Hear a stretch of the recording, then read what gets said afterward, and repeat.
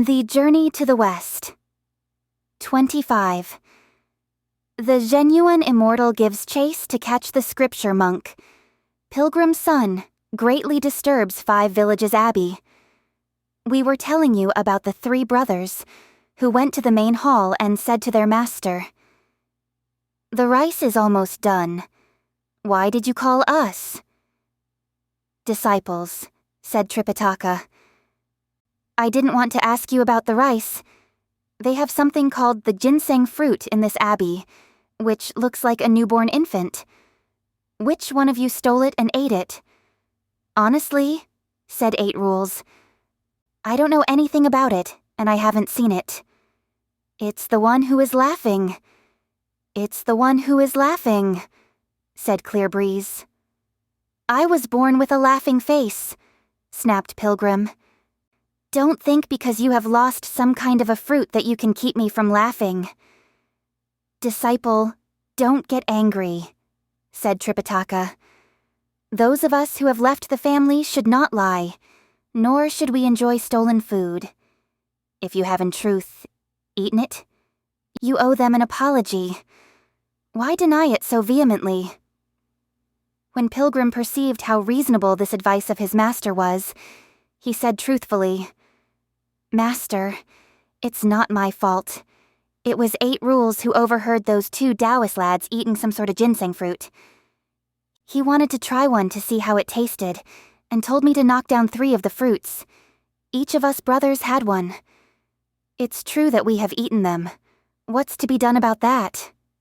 "He stole 4 of the fruits," said Bright Moon. "And still this monk could claim that he's not a thief." "Amitabha Buddha," said 8 Rules. "If you stole 4 of them, why did you only bring out 3 for us to divide among ourselves? Didn't you skim something off the top already?" So saying, Idiot began to make a fuss again. When the immortal lads found out the truth, they became even more abusive in their language. The great sage became so enraged that he ground his steel-like teeth audibly and opened wide his fiery eyes. He gripped his golden-hooped rod again and again, struggling to restrain himself and saying to himself, "These malicious youths, they certainly know how to give people a lashing with their tongues. All right, so I have to take such abuse from them. Let me offer them in return a plan for eliminating posterity, and none of them will have any more fruit to eat." Dear Pilgrim. He pulled off a strand of hair behind his head and blew on it with his magic breath, crying, "Change!" It changed at once into a specious pilgrim, standing by the Tang monk, woojing and wooning, to receive the scolding from the Taoist lads. His true spirit rose into the clouds, and with one leap, he arrived at the ginseng garden. Whipping out his golden-hooped rod, he gave the tree a terrific blow, after which he used that mountain-moving divine strength of his to give it a mighty shove.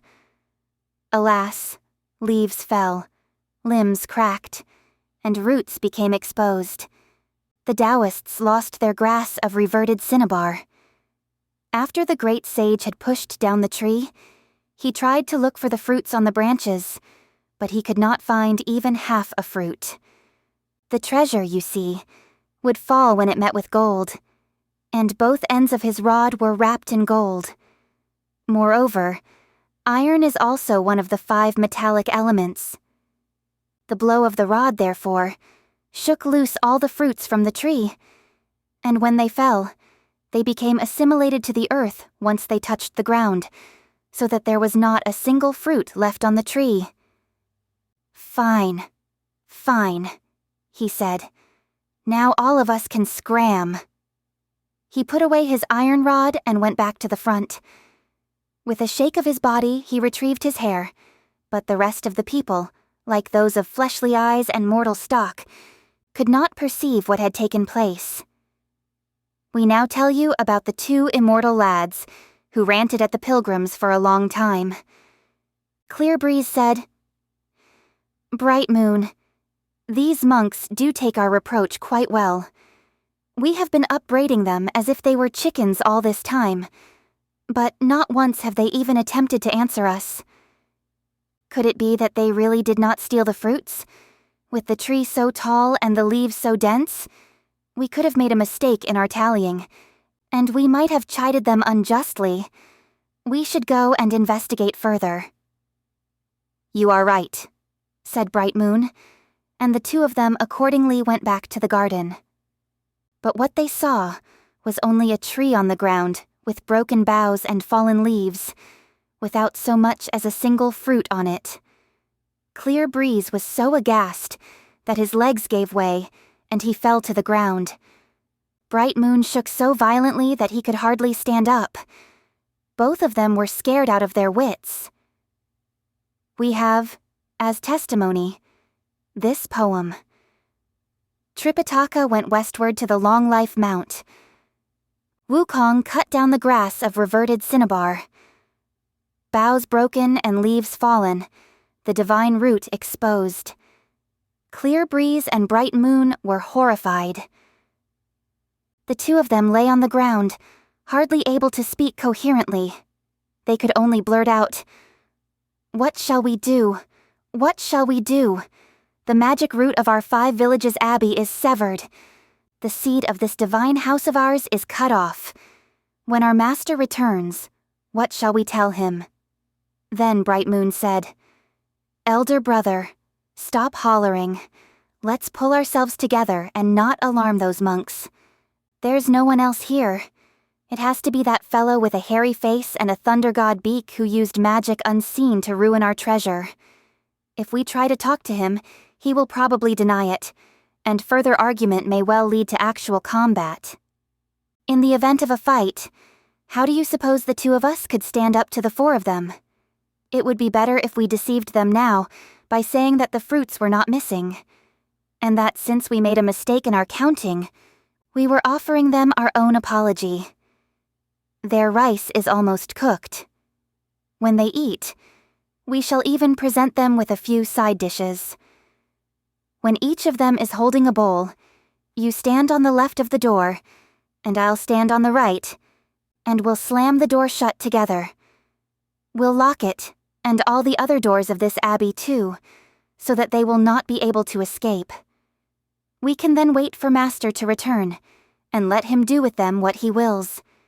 Since the Tang monk is an old acquaintance of Master, he might decide to forgive them, and that would be his act of kindness. Should he decide not to, however, we have at least managed to catch the thieves, for which we ourselves might be forgiven." When he heard these words, Clear Breeze said, "You are right. You are right." The two of them forced themselves to look cheerful as they walked back to the main hall from the rear garden. Bowing to the Tang monk, they said, "Master, our coarse and vulgar language just now must have offended you. Please pardon us." "What are you saying?" asked Tripitaka. "The fruits were not missing," said Clear Breeze. "But we couldn't see them clearly because of the dense foliage. We went back again to have a second look, and we found the original number." Hearing this, 8 Rules chimed in at once. "You lads, you are young and impulsive, quick to condemn before you even know the truth of the matter. You throw out your castigations at random, and you have accused us unjustly. It's blasphemy." Pilgrim, however, understood what was going on. Though he did not say anything, he thought to himself, "It's a lie. It's a lie. The fruits were done with. Why do they say such things? Could it be that they have the magic of revivification?" Meanwhile, Tripitaka said to his disciples, "In that case, bring us some rice. We'll eat and leave." 8 Rules went at once to fetch the rice, while Sha Monk set the table and chairs. The 2 lads brought out 7 or 8 side dishes, including pickles, pickled eggplants, radishes in wine sauce, string beans in vinegar, salted lotus roots, and blanched mustard plants for Master and disciples to eat with their rice. They also brought out a pot of fine tea and 2 mugs, and stood on either side of the table to wait on them. As soon as the 4 of them had taken up their bowls, however, the lads, 1 on each side, took hold of the door and slammed it tightly shut. They then bolted it with a double shackle brass lock. "You lads made a mistake," said 8 Rules with a laugh. "Or else your custom here is rather strange. Why do you shut the door before you eat?" "Indeed," said Bright Moon. "For good or ill, we will not open the door until after we have eaten." Then Clear Breeze lashed out at them, saying, "You bulimic and gluttonous bald thieves. You stole and ate our divine fruits, and you were thus already guilty of eating the produce of someone's garden without permission. Now, you have even knocked over our divine tree and destroyed this immortal root of 5 villages, Abbey. And you still dare to speak to us defiantly? If you think you can reach the western heaven to behold the face of Buddha, you will have to ride the wheel of transmigration and do it in the next incarnation." When Tripitaka heard these words, he threw down his rice bowl and sat there weighed down, as if by a huge boulder on his heart. The lads then went to lock both the front gate and the second gate, before returning to the main hall to revile them once more with the most abusive language. Calling them thieves again and again, the 2 lads assailed them, until it was late, when they then left to eat. After the meal, the lads went back to their own room. The Tang monk began to complain at Pilgrim, saying, "You mischievous ape! Every time it's you who cause trouble. If you stole and ate their fruits, you should have been more forbearing to their reproach. Why did you have to knock down even their tree? If you were brought into court, even if your old man were the judge, you would not be able to defend yourself when you behave like that." "Don't scold me, master," said Pilgrim. "If those lads have gone to sleep, let them sleep. We'll leave tonight." "Elder brother," said Shaw Monk, "all the doors have been locked securely. How can we leave?" Pilgrim said with a laugh. Never mind. Old Monkey will find a way?" "You have a way, all right," said 8 Rules. "All you need to do is to change into some sort of an insect, and you can fly out through a hole or a crack in the window. But what about those of us who don't know how to change into these tiny things? We have to stay and take the blame for you." "If he does something like that," said the Tang monk, "and leaves us behind, I'll recite that old-time sutra and see whether he can take it." When he heard this, 8 Rules did not know whether to laugh or not. "Master," he said, "what are you saying? I have only heard the Surangama Sutra, the Lotus Sutra, the Peacock Sutra, the Guanyin Sutra, and the Diamond Sutra in Buddhism, but I have never heard of anything called the Old Time Sutra." "You don't know about this, brother," said Pilgrim. "This fillet that I wear on my head was given to Master by the Bodhisattva Guanyin. Master deceived me into wearing it, and it took root, as it were, on my head, so that it could never be removed.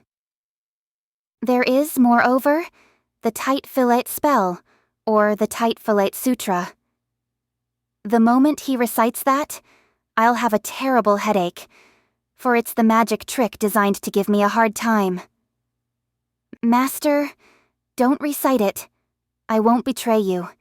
No matter what happens, all of us will leave together." As they spoke, it grew dark and the moon rose in the east.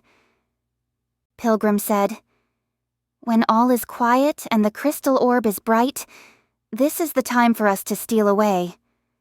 "Elder brother," said 8 Rules, "stop this hocus pocus. The doors are all locked. Where are we going to go?" "Watch my power," said Pilgrim.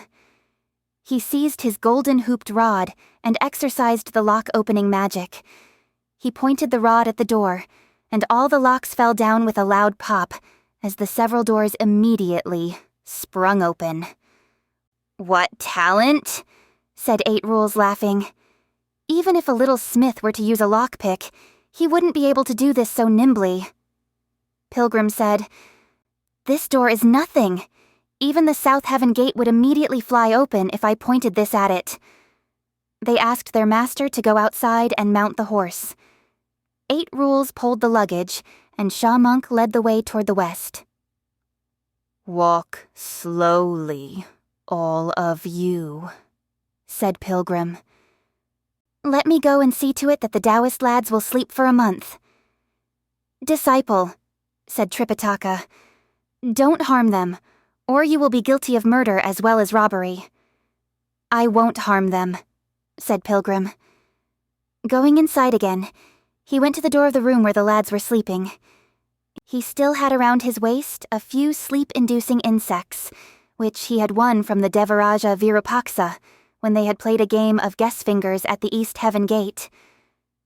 Taking out 2 of these insects, he filliped them through a hole in the window.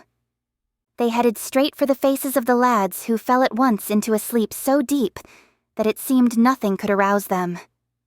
Then Pilgrim turned around and caught up with the Tang monk, and all of them fled, following the main road to the west. Throughout that whole night, the horse did not pause to rest, and they journeyed until it was almost dawn. "Monkey," said the Tang monk, "you have just about killed me. Because of your mouth, I've had to spend a sleepless night." "Stop this complaining," said Pilgrim. "It's dawn now, and you may as well take some rest in the forest here by the road. After you have regained a little strength, we'll move on." All that Elder could do was to dismount and use a pine root as his couch. As soon as he put down the luggage, Sha Monk dozed off, while Eight Rules fell asleep with a rock as his pillow. The great sage Sun, however, had other interests. Just look at him. Climbing the trees and leaping from branch to branch, he had a grand time playing. We shall leave them resting and make no further mention of them now. We now tell you about the Great Immortal, who left the Tushita Palace with the Lesser Immortals after the lecture was over. Descending from the green jasper heaven and dropping down from the auspicious clouds, they arrived before the 5 Villages Abbey at the Long Life Mountain, where they found the gates wide open and the grounds neat and clean. "Well," said the Great Immortal, "clear breeze and bright moon are not that useless after all. Ordinarily, they don't even bestir themselves when the sun is high, but today, when we are away, they are willing to rise early to open the gates and sweep the grounds." All the Lesser Immortals were delighted, but when they reached the main hall, they discovered neither fire and incense, nor any trace of a human person.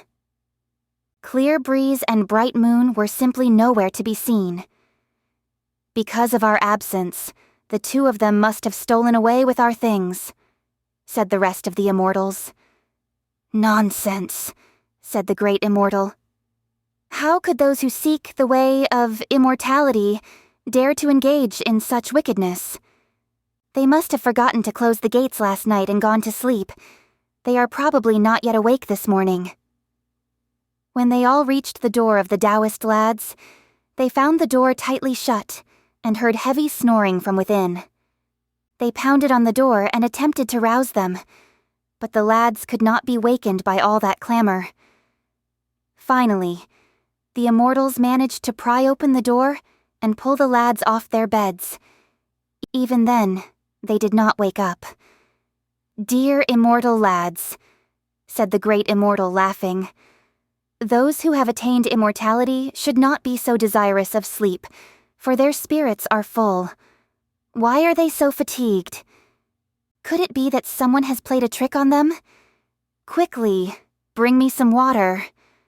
One of the lads brought half a cup of water to the Great Immortal, who recited a spell before spitting a mouthful of water on the lads' faces. The sleep demon was thus exorcised.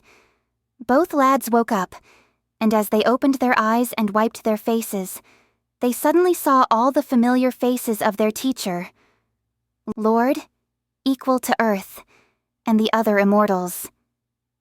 Clear Breeze and Bright Moon were so startled that they knelt down at once and kowtowed, saying, "Master, your old friends, the monks who came from the east, were a bunch of vicious thieves."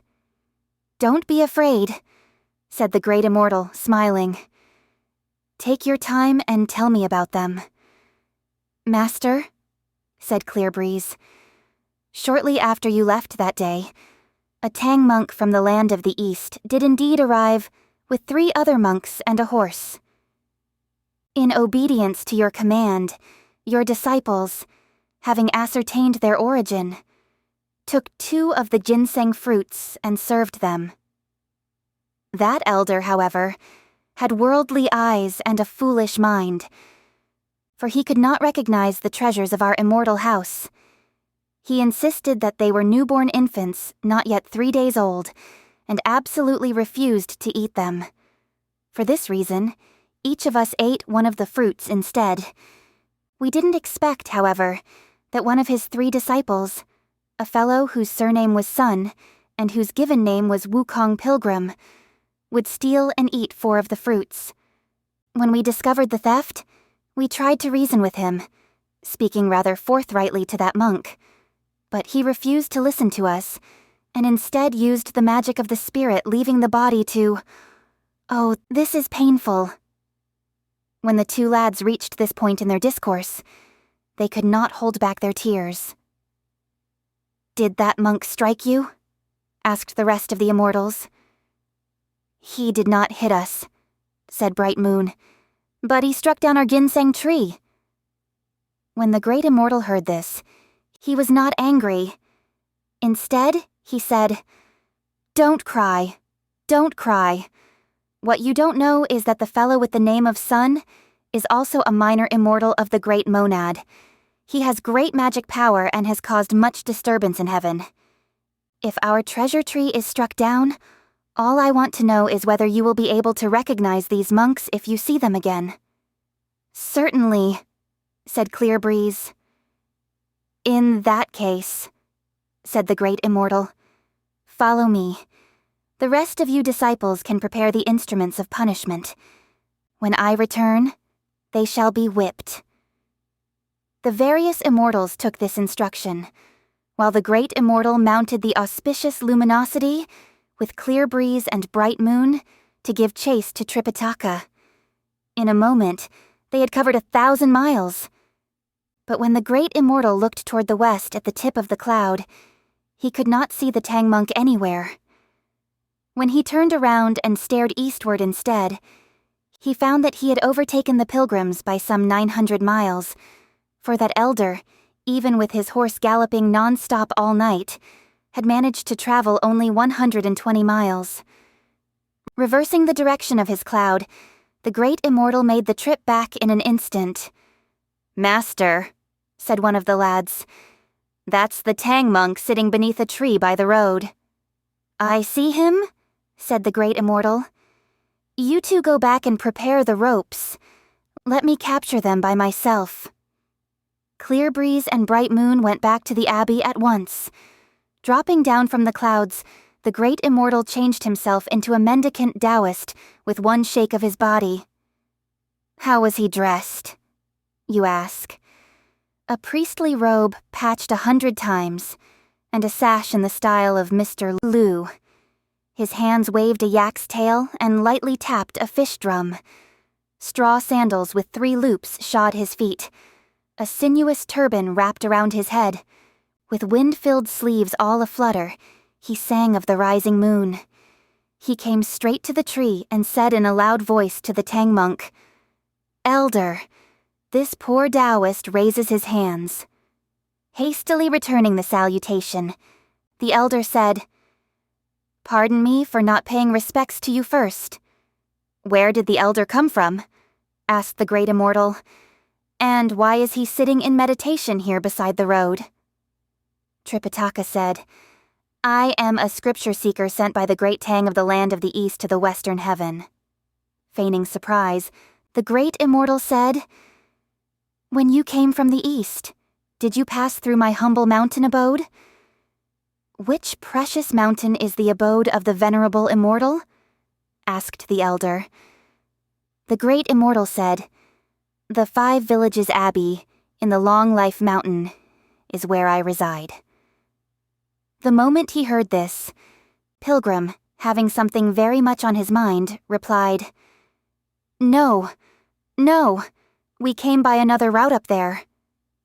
Pointing a finger firmly at him, the great immortal said with a laugh, Brazen ape, who are you trying to fool? You struck down my ginseng fruit tree in my abbey, and then you fled here in the night. You dare deny this. Why try to cover up? Don't run away. Go quickly and bring back another tree for me. When Pilgrim heard this, he grew angry and whipped out his iron rod. Without waiting for further discussion, he struck at the head of the great immortal. Stepping aside to dodge the blow, the great immortal trod on the auspicious luminosity and rose into the air, closely followed by Pilgrim, who also mounted the clouds. The great immortal changed back into his true form in mid-air. And this was how he appeared. He wore a cap of purple gold and a carefree gown trimmed with crane's down. He had on his feet a pair of shoes. A silk sash was tied round his waist. His body seemed that of a lad.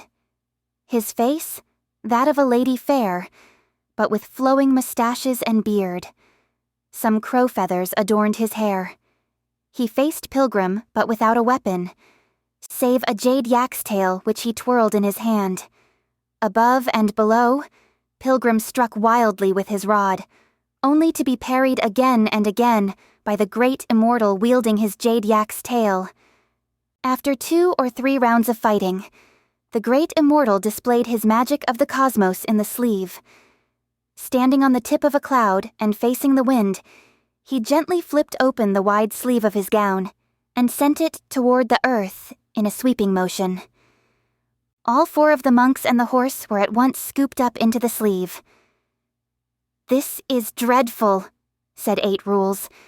"We have been placed in a clothes bag." "It isn't a clothes bag, idiot," said Pilgrim. "We've been scooped up into his sleeve." "In that case," said 8 Rules, "it shouldn't be too difficult. Let me use my rake and make a hole in his gown. When we make our escape, we can claim that he was careless and didn't hold us securely, so that we fell out of his sleeve." Idiot started to dig into the garment madly with his rake, but all to no avail. Although the material was soft to the touch, it was harder than steel when it came into contact with the rake. Turning around the direction of his auspicious cloud, the great immortal went back to the 5 Villages Abbey and sat down, ordering his disciples to fetch some ropes. As the little immortals went about their business, he fished out the pilgrims one by one, like puppets from his sleeve. First, he brought out the Tang monk and had him bound to one of the large pillars in the main hall. Then he took out the 3 disciples and had them tied to 3 other pillars. Finally, he took out the horse and had it tied up in the courtyard. It was given some hay, while the luggage was thrown into one of the corridors. "Disciples," said the great immortal, "these monks are persons who have left home, and they should not be harmed by knives or spears, hatchets or battle axes. Bring out my leather whip instead and give them a beating, as an act of vengeance for my ginseng fruit." Some of the immortals went quickly to fetch the whip. Not the sort made of cowhide, sheephide, suede, or buffalo hide. It was, rather, a whip of 7 thongs made of dragon hide. After soaking it in water for a while, one of the more robust little immortals took it up and asked, "Master, which one shall be flogged first?" The great immortal replied, "Tripitaka Tang is the unworthy senior member of his party. Beat him first." When Pilgrim heard what he said, he thought to himself, "That old monk of mine cannot stand such flogging. If he's destroyed by the whip, wouldn't that be my sin? Unable to remain silent any longer, he said, "Sir, you are mistaken. It was I who stole the fruits, and it was I who ate the fruits. Moreover, I also pushed down the tree. Why don't you flog me first? Why do you have to whip him?" "This brazen ape," said the great immortal, laughing, "does know how to speak courageously. All right, let's flog him first." "How many lashes?" asked the little immortal. "As many as the original number of the fruits," said the great immortal. 30 lashes. Lifting high the whip, the little immortal was about to strike. Fearing that this weapon of an immortal's house might be a formidable one, Pilgrim opened his eyes wide to see where he was going to be struck, and found that the little immortal was about to flog his legs. With a twist of his torso, Pilgrim said, "Change," and his 2 legs became hard as steel, all ready to be flogged. With measured strokes, the little immortal gave him 30 lashes before putting down the whip. It was already almost noon when the great immortal said again, "We should now give Tripitaka a flogging, since he did not know how to discipline his mischievous disciples and permitted them to indulge in unruly behavior." As the immortal took up the whip again, Pilgrim said, "You are again mistaken, sir. When the fruits were stolen, my master was conversing in this hall with the 2 lads. He had no knowledge whatever of what we brothers had perpetrated. Though he might be guilty of not being strict enough in his discipline of us, those of us who are his disciples should receive the punishment for him. Flog me again." "This lawless ape," said the great immortal. "Though he is sly and devious, he does possess some filial sentiments. In that case, let's flog him again." The little immortal again gave him 30 lashes. When Pilgrim lowered his head to take a look, he saw that his 2 legs had been beaten until they were shining like mirrors, though he had no sensation whatever, either of pain or of itching. By this time it was getting late, and the great immortal said, "Soak the whip in water. Wait until tomorrow, and then we shall punish them again." The little immortals retrieved the whip and placed it in water, after which everyone retired to his own chamber. When they had finished their evening meal, all went away to sleep, and we shall say no more of them now. With tears flowing from his eyes, the elder began to complain bitterly to his 3 disciples, saying, "You all have caused this trouble, but I have to suffer with you in this place. What are you going to do about it?" "Stop this complaining," said Pilgrim. "They flogged me first, and you haven't even had a taste of it yet. Why do you have to grumble like that?" "Though I have not been flogged," said the Tang monk, "this rope is causing me to ache all over." "Master," said Sha monk, "there are others here who are your companions in bondage." "Stop this racket, all of you," said Pilgrim. "In a little while, we'll all be on our way again." "Elder brother," said 8 Rules, "you are fibbing again. We are tightly bound now in hemp ropes sprayed with water. They are not like the locks on those doors that you opened so easily with your magic." "This is no exaggeration," said Pilgrim. "But I'm not afraid of a 3-ply hemp rope sprayed with water.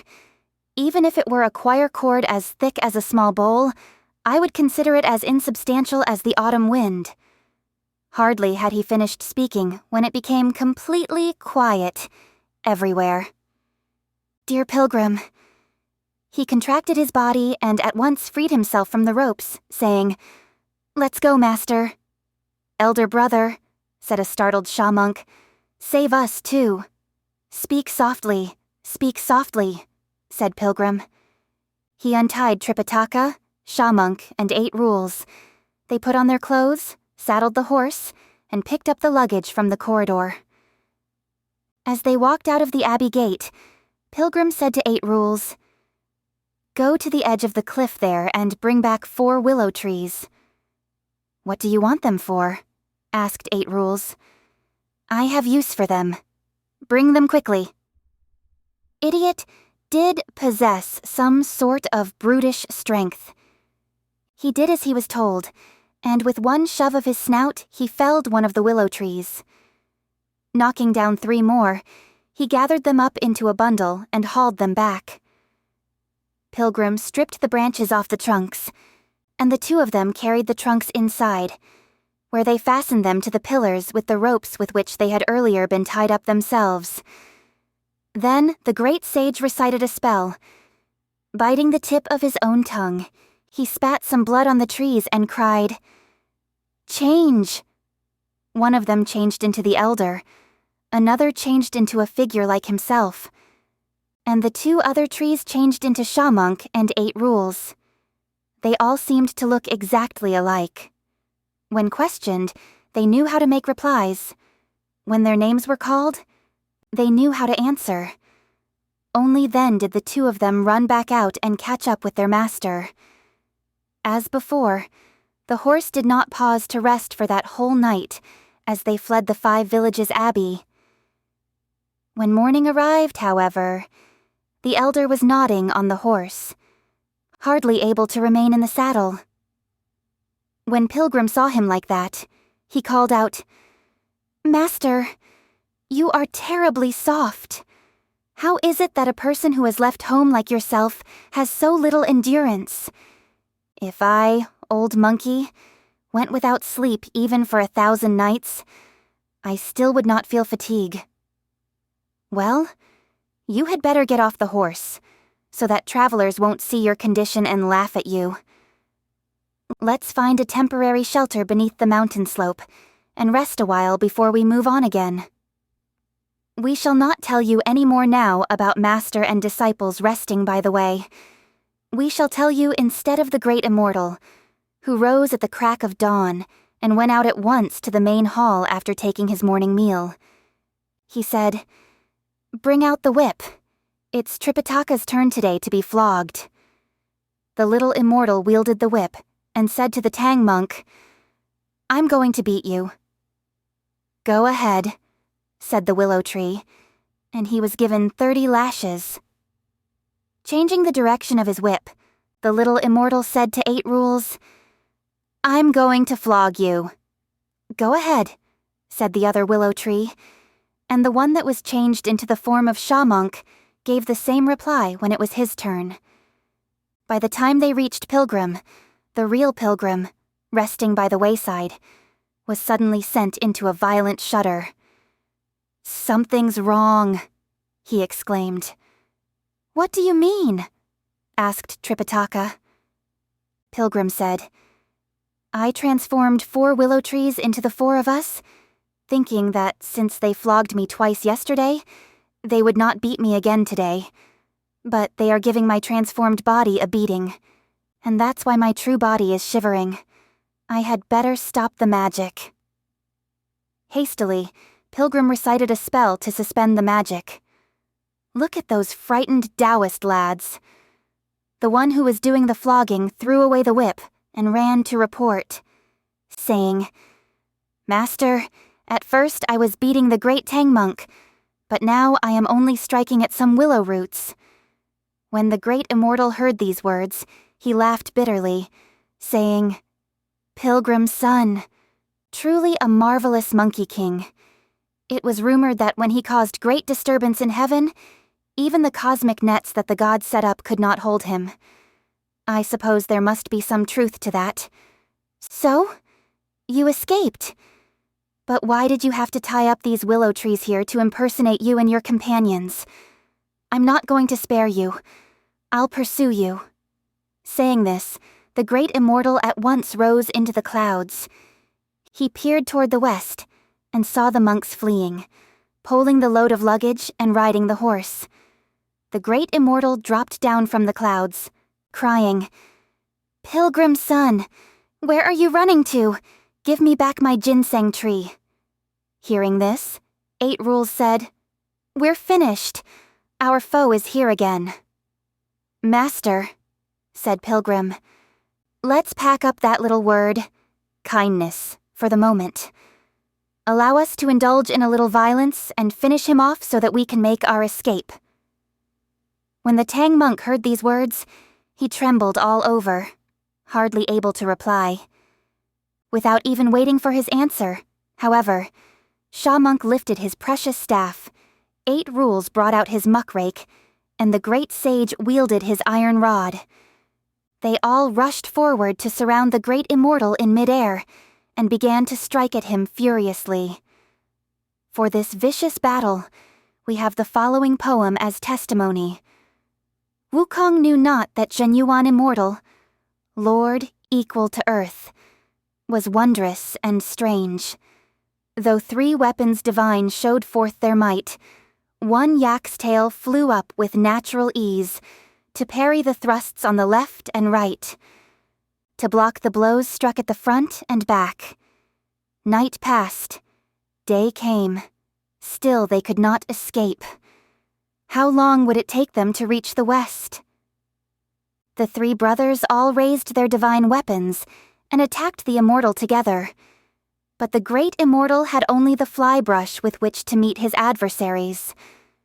The battle, however, had not lasted for half an hour, when the great immortal spread open his sleeve, and with one scoop, recaptured the 4 monks, the horse, and their luggage.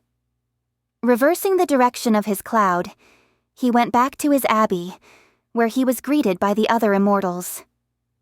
The master immortal took a seat in the main hall, and again took out the pilgrims one by one from his sleeve. The Tang monk was bound to a short locust tree in the courtyard, while Sha monk and 8 rules were fastened to 2 other trees, one on each side. Pilgrim, however, was tightly bound but left on the ground. "I suppose," thought Pilgrim to himself, "they are going to interrogate me." After the immortals had finished tying up the captives, they were told to bring out 10 large bales of cloth. 8 rules," said Pilgrim with a laugh. "This gentleman must have the good intention of making us some clothes. He might as well be more economical and just cut us a few monk's bells."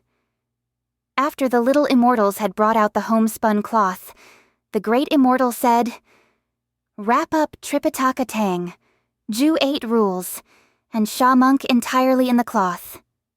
The little immortals obeyed and wrapped the 3 of them completely. "Fine, fine, fine," said Pilgrim, laughing. "We are prepared to be buried alive." After they were wrapped, the Taoists brought out some lacquer that they had made themselves, and the great immortal gave the order that the wrappings of the pilgrims be completely coated with the varnish. Only their faces were left uncovered. "Sir," said 8 rules, "I'm all right on top, but leave me a hole down below, so that I can unburden myself." The great immortal next gave the order that a huge frying pan be brought out. "8 rules, we are lucky," said Pilgrim, laughing. "If they are hauling out a pan, they must want to cook some rice for us to eat." "That's all right with me," said 8 rules. "If they let us eat some rice, we'll be well-fed ghosts even if we die." The various immortals duly brought out a huge pan, which they set up before the steps of the main hall. After giving the order that a big fire be built with plenty of dry firewood, the great immortal said, "Fill the pan with clear oil. When it boils, dump Pilgrim's son into the pan and fry him. That'll be his payment for my ginseng tree." When Pilgrim heard this, he was secretly pleased, saying to himself, "This is exactly what I want. I haven't had a bath for some time, and my skin is so dry that it's getting itchy.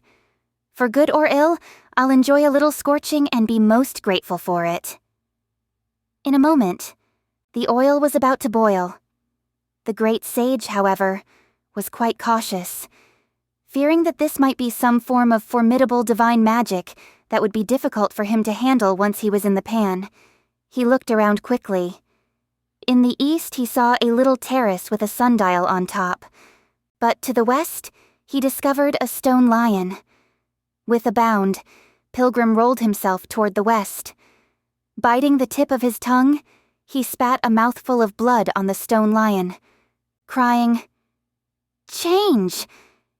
It changed into a figure just like himself, all tied up in a bundle. His true spirit rose into the clouds, from where he lowered his head to stare at the Taoists. Just then, one of the little immortals gave this report. "Master, the oil is sizzling in the pan."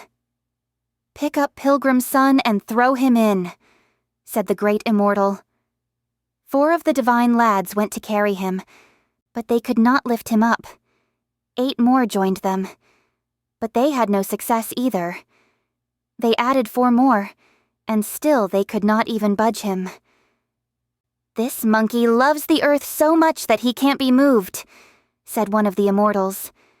"Though he may be rather small, he's quite tough."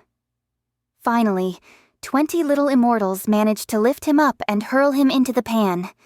There was a loud splash. Big drops of boiling oil flew out in every direction, and the faces of those little Taoists were covered with blisters. Then they heard the lad who was tending the fire crying, "The pan's leaking! The pan's leaking!" Hardly had he uttered these words when all the oil was gone. What they saw in the pan with its bottom punctured was a stone lion. Enraged, the great immortal said, "That wretched ape? He's wicked indeed, and I've allowed him to show off right in front of my nose. So, he wanted to escape, but why did he have to ruin my pan? I suppose it's exceedingly difficult to catch the wretched ape, and even if one does catch him, trying to hold him is like trying to grasp sand or handle mercury, to catch a shadow or seize the wind. All right, let him go. Untie Tripitaka Tang and bring out a new pan. We'll fry him instead in order to avenge my ginseng tree." The various little immortals accordingly went to untie the lacquer cloth, but Pilgrim, who heard this clearly in the air, thought to himself, "Master is utterly helpless. If he arrives in the pan, the first boiling bubble will kill him, and the second will burn him up. By the time the oil sizzles 3 or 4 times, he'll be a messy monk. I had better go and save him." Dear great sage. He lowered the direction of his cloud and went back to the main hall. With his hands at his waist, he said, "Don't untie the lacquer wrapping to fry my master. Let me go into the pan of boiling oil instead." "You wretched ape!" cried a somewhat startled great immortal. "How dare you display such tricks to wreck my stove? If you have the misfortune of meeting me," said Pilgrim, laughing, "your stove deserves to be overturned. Why blame me? Just now I was about to receive your kind hospitality in the form of oily soup, but I suddenly had the urge to relieve myself. If I opened up right in the pan, I was afraid that I might spoil your hot oil so that it could not be used for cooking. Now that I'm completely relieved, I feel quite good about going into the pan. Don't fry my master. Fry me instead." When the great immortal heard these words, he laughed menacingly and ran out of the hall to catch hold of Pilgrim. We do not know what sort of things he has to say to him, or whether Pilgrim manages to escape again. Let's listen to the explanation in the next chapter.